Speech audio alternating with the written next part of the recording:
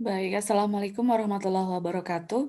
Kali ini kita akan membahas tentang teknik PCR untuk mendeteksi parasit. Ya, kita lanjutkan dari materi yang sebelumnya yang sudah pernah saya berikan tentang teknik molekuler yang salah satunya adalah teknik PCR. Jadi ini teknik PCR yang juga bisa untuk mendeteksi parasit ya, selain beberapa agen yang kemarin sudah misalnya virus, kemudian ini juga bisa untuk mendeteksi parasit. Jadi misalnya ini ya, bahwa PCR untuk mendeteksi Plasmodium knowlesi. Jadi saya mencoba untuk, langsung saja aplikasi, bagaimana metode PCR ini untuk mendeteksi Plasmodium knowlesi ini. Jadi kita ketahui bahwa malaria merupakan salah satu permasalahan kesehatan di Indonesia yang masih ada gitu di beberapa daerah yang memang di situ endemis malaria. Penyakit ini masih ada ya. Jadi penyakit yang disebabkan oleh protozoa dari genom Plasmodium itu masih muncul. Jadi bagaimana mendeteksi atau mendiagnosis itu juga merupakan salah satu permasalahan. Jadi, seperti yang kita tahu ada beberapa jenis Plasmodium ya, Plasmodium falciparum, malariae, vivax, Plasmodium oval, dan juga knowlesi. Nah, yang menjadi topik kali ini adalah Plasmodium knowlesi, bahwa awalnya hanya menginfeksi kera. Jadi, eee, jarang kita, apa, dengar kan knowlesi ini biasanya falciparum, malariae, vivax, ovale gitu.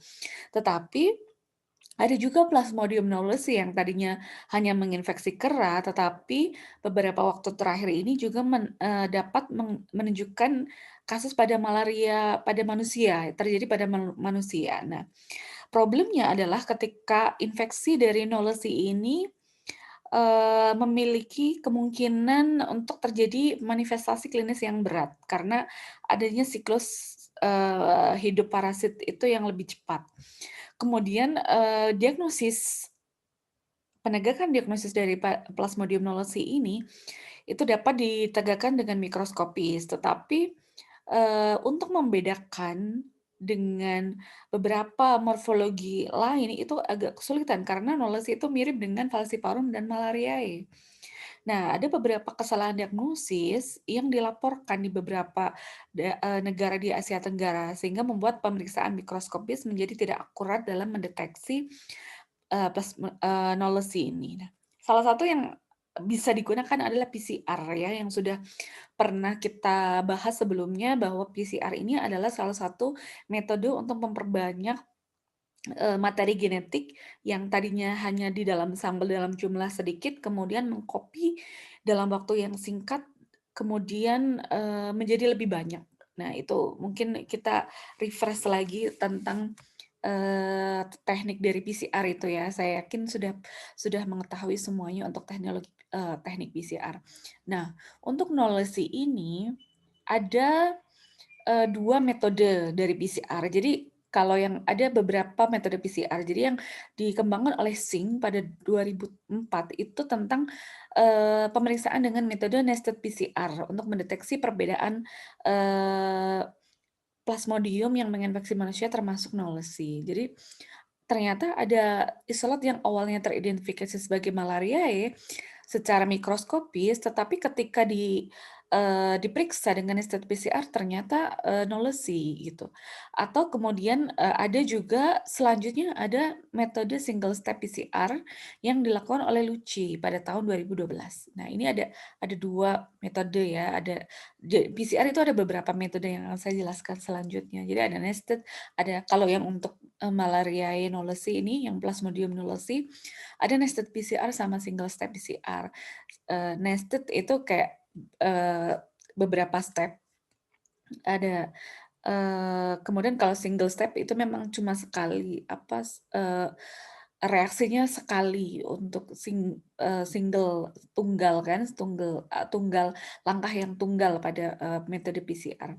Nah, ini adalah gambaran dari nested PCR. Jadi kalau kita sudah memahami prinsip PCR pada pertemuan yang terdahulu tentang siklus-siklusnya ya, di awal ada denaturasi, memisahkan untai ya kan, kemudian ada annealing. Annealing itu adalah penempelan primer, primer spesifik yang akan kita ujikan pada, sampel target.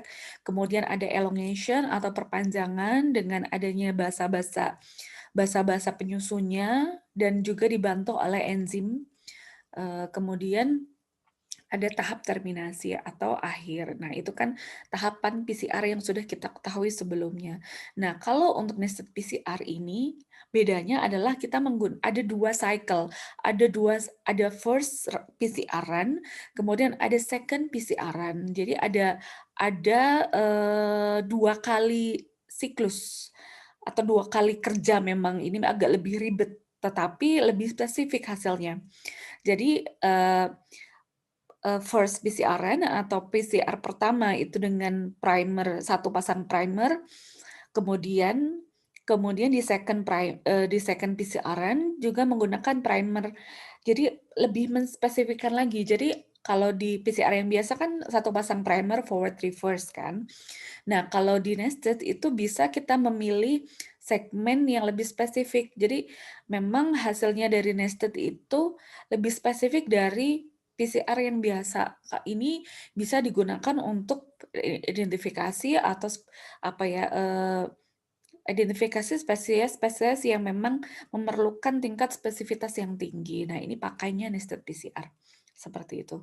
Nah, kembali ke jenis-jenis PCR, ada beberapa jenis PCR yang ada ya kan, yang konvensional yang seperti biasa, yang menggunakan satu pasang primer oligonukleotida untuk mengamplifikasi bagian tertentu dari genom agen infeksi, serta dilakukan pada suatu tabung. Jadi kemarin bagaimana kita merancang atau membuat satu reaksi PCR dalam satu tabung yang ada beberapa bumbu ya, kalau di PCR tuh bumbu tuh kayak, apa, bahan-bahan PCR, ada DNTP, ada, primernya, ada sampelnya, ada buffernya gitu kan. Jadi ada beberapa, ada, reaksi reaksi misalnya kita membuat berapa reaksi, kemudian kita melakukan PCR. Nah, itu PCR konvensional.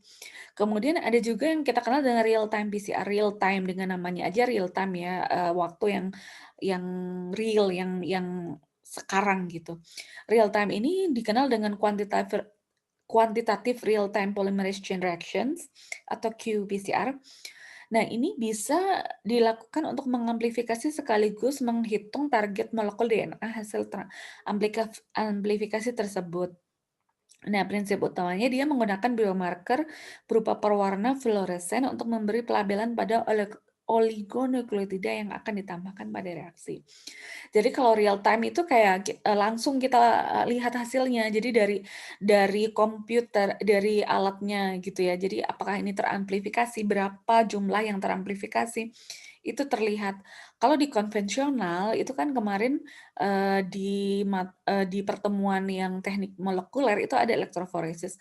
Bagaimana kita melihat hasil dari PCR, apakah itu teramplifikasi atau tidak, itu kita lihat hasilnya dari pita-pita pada elektroforesis, itu kalau sistemnya yang konvensional. Tetapi kalau real time itu bisa, langsung hasilnya, real time, jadi langsung dilihat di komputer pada saat itu juga kita bisa melihat hasilnya. Dengan adanya biomarker fluoresen yang akan terlihat dari grafik, yang ada di sambungan alatnya gitu, kalau real time. Kemudian ada RT-PCR, nah, reverse transcriptase polymerase chain reaction. Nah, teknik dasar yang digunakan RT-PCR adalah modifikasi dari PCR konvensional. Jadi biasanya RT-PCR itu adalah yang digunakan untuk, pada sampel yang RNA. Jadi pada molekul yang RNA itu ada step, sebagai template itu dikonfirmasi menjadi atau dirubah menjadi cDNA atau DNA komplementer sebelum diamplifikasi atau sebelum diperbanyak. Jadi kalau materinya adalah materi RNA, kemudian ada step di situ dibalik atau namanya reverse. Reverse kan dibalik ya. Reverse, untuk dirubah menjadi cDNA. Jadi ada tahapan sintesis cDNA, kemudian akan dari sintesis cDNA, kemudian akan kembali, ke, reaksi PCR yang seperti biasa. Dan, konversi RNA menjadi cDNA itu dilakukan menggunakan, enzim reverse transcriptase yang sehingga dapat menjadi template reaksi. Jadi template reaksinya dari cDNA. cDNA itu kalau misalnya materinya yang akan kita perbanyak adalah RNA, maka kita melakukan RT-PCR. Seperti yang kayak COVID sekarang ini kan materinya materi virus RNA, jadi kemudian akan dirubah menjadi cDNA. Prosesnya dirubah jadi sintesis cDNA dulu, kemudian akan dilakukan, proses PCR yang umum. Kemudian ini adalah yang nested PCR tadi, suatu teknik perbanyakan menggunakan bantuan enzim DNA polymerase dengan menggunakan 2 pasang primer untuk mengamplifikasi fragmen. Jadi dengan menggunakan nested PCR ini, jika ada fragmen yang salah diamplifikasi atau pada primer pertama itu kurang spesifik, kemudian biasanya seperti itu, ada primer yang lebih umum, kemudian primer kedua yang lebih khusus atau lebih spesifik. Maka kemungkinan bagian tersebut diamplifikasi oleh kedua kalinya oleh primer yang kedua. Jadi primer itu kan kalau kita ingat kembali adalah satu deret misalnya sekitar 20 ya, 20 untayan sorry, untayan, basa-basa, nukleotida-nukleotida yang sangat spesifik di satu spesies yang mau kita identifikasi atau yang kita gandakan. Nah, ketika kita menggunakan satu pasang primer ya itu ketika itu tidak tergandakan atau tidak ter-annealing pada saat proses PCR tidak ternempel, ya nggak teramplifikasi. Tetapi ada juga beberapa spesies yang, apa ya, susunannya itu, agak unik. Jadi sehingga kita memerlukan 2 pasang primer yang untuk betul-betul menangkap atau mengidentifikasi spesies tersebut, sehingga kita pakainya nested PCR. Jadi metode ini memang lebih spesifik dari PCR yang konvensional gitu ya. Jadi ini memang lebih bagus. Multiplex ini jenis yang digunakan untuk mengamplifikasi banyak target fragmen DNA dalam satu kali reaksi PCR. Jadi ada beberapa jumlah primer yang banyak, kemudian ada beberapa suhu itu kayak melting temperature, kayak, primer itu bisa bereaksi optimal pada suhu berapa sih gitu. Nah ini penggunaan primer, ada beberapa primer yang menarget beberapa fragmen. Jadi langsung aja dimultiplex itu kalau ingin, ini agak lebih umum mendeteksi yang lebih umum itu pakai multiplex PCR. Nah ini kembali lagi ke yang tadi parasit bahwa, eee, untuk mendeteksi malaria terutama yang Knowledge tadi itu, Badan Malaria Umum dengan PCR sebagai alat deteksi laboratorium penunjang, dia menggunakan serum yang lebih, bagus terdeteksi dibandingkan dengan whole blood sample dengan menggunakan PCR. Nah, apa sih perbedaan antara kan tadi ada 2 metode nested PCR sama single step. Nested PCR yang kita pakai beberapa primer, 2 pasang primer ya, primer pada reaksi PCR pertama, habis itu, dilakukan lagi PCR yang kedua. Jadi nested itu kayak kita melakukan 2 kali PCR konvensional dengan menggunakan primer, yang berbeda, tetapi itu kayak satu spesies supaya lebih spesifik. Misalnya dari hasil yang pertama kemudian di PCR lagi. Jadi misalnya kita melakukan PCR pertama dengan primer pasang, 1 pasang primer pertama. Kemudian dari hasil PCR yang pertama, itu kita PCR lagi dengan menggunakan primer yang pasang yang kedua. Itu adalah prinsip nested PCR. Nah, perbedaannya dengan single step atau yang sekali, konvensional, kalau nested itu diperlukan bahan yang lebih banyak dibandingkan single step. Iya, karena 2 kali, kita jadi lebih boros karena kita menggunakan 2 kali reaksi. Karena nested PCR dibutuhkan 2 pasang primer, sedangkan single step hanya membutuhkan 1 pasang primer. Kemudian pengerjaan nested juga akan memakan waktu yang lebih 2 kali lipat lebih banyak dibandingkan dengan single step.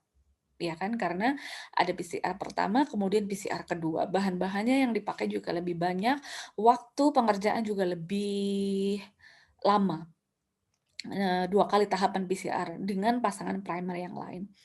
Tetapi nested PCR akan menghasilkan hasil yang lebih spesifik dari single step. Hal tersebut dikarenakan penggunaan primer kedua pada nested yang lebih spesifik pada gen yang ditargetkan, seperti yang sudah saya jelaskan tadi, ya kan. Bahwa nested itu memang 2 kali kerja dengan menggunakan 2 pasang primer, tetapi memang hasilnya lebih spesifik. Nah, ini, adalah kumpulan dari urutan primer untuk mendeteksi Plasmodium knowlesi. Nah, ini kalau kita lihat di zinc ya, ini adalah yang menggunakan nested PCR, ada 2 pasang. Tetapi ada beberapa juga misalnya ini yang Lucci tadi 2012, dia menggunakan single step. Jadi dia sekali sekali running PCR, ada single step, ada nested PCR. Yang bisa digunakan dua-duanya, tetapi beberapa literatur membuktikan bahwa yang nested itu lebih spesifik atau, apa ya, hasilnya lebih valid dibandingkan yang single step. Jadi ada kita belajar tentang perbedaan jenis PCR. Nah, kita juga melihat bahwa ada hasil pada PCR yang false positif dan false negatif. False positif itu misalnya hasil PCR yang positif, tetapi orang itu tidak benar-benar positif, sebenarnya nggak positif gitu. Atau kemudian ada yang, hasilnya namanya false negatif. Hasilnya negatif tetapi tidak negatif atau positif. Nah, ini kan mempunyai devastating consequence atau konsekuensi yang luar biasa pada undetected cases in the healthcare and social care setting.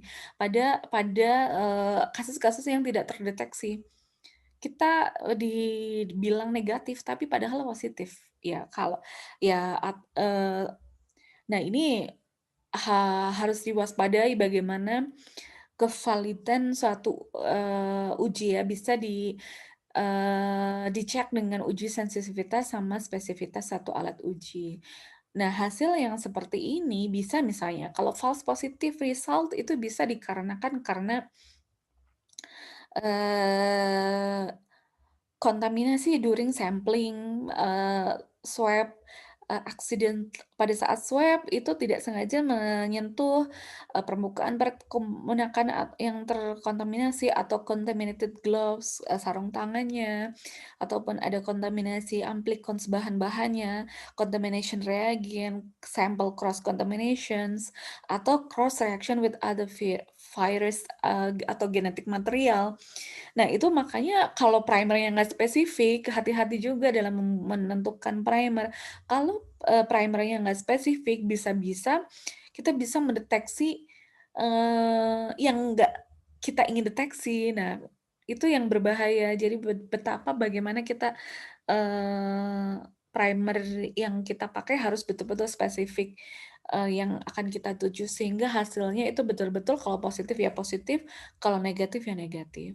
Tetapi pada beberapa hal misalnya, eee, pada,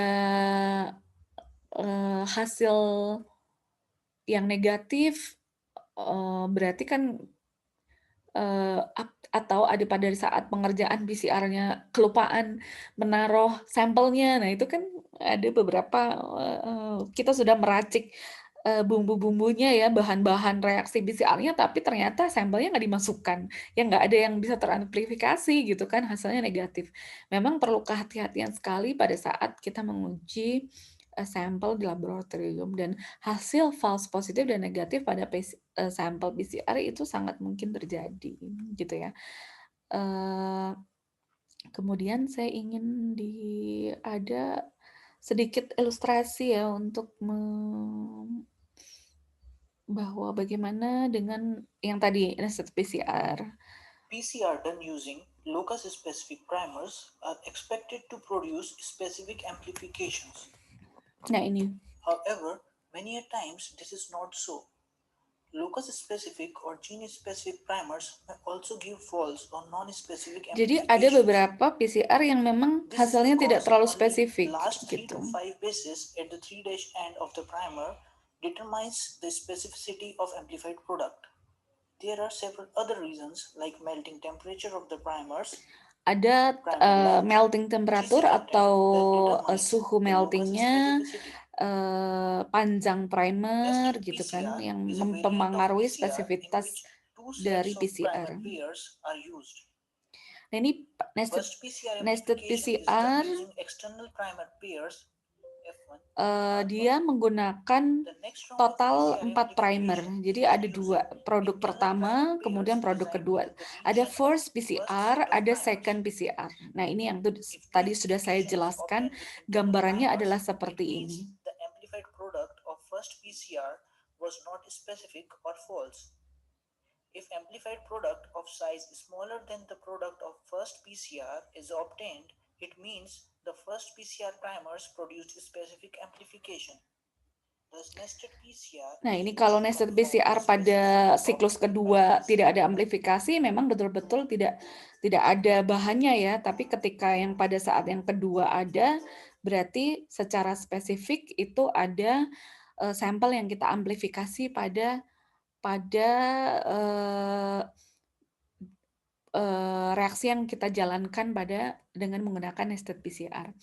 Mungkin itu ya sedikit contoh atau spesifik bagaimana PCR polymerase chain reaction ini bisa dilakukan untuk mendeteksi parasit ataupun pada contoh ini adalah malaria pada Plasmodium knowlesi dan juga beberapa jenis-jenis tipe dari reaksi PCR.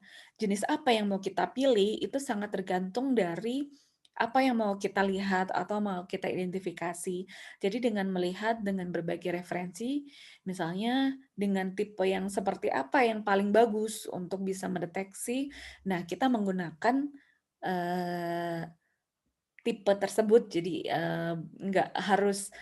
nggak tipe ini lebih baik daripada yang lain atau bagaimana, tapi tergantung juga dari apa yang mau kita deteksi atau kita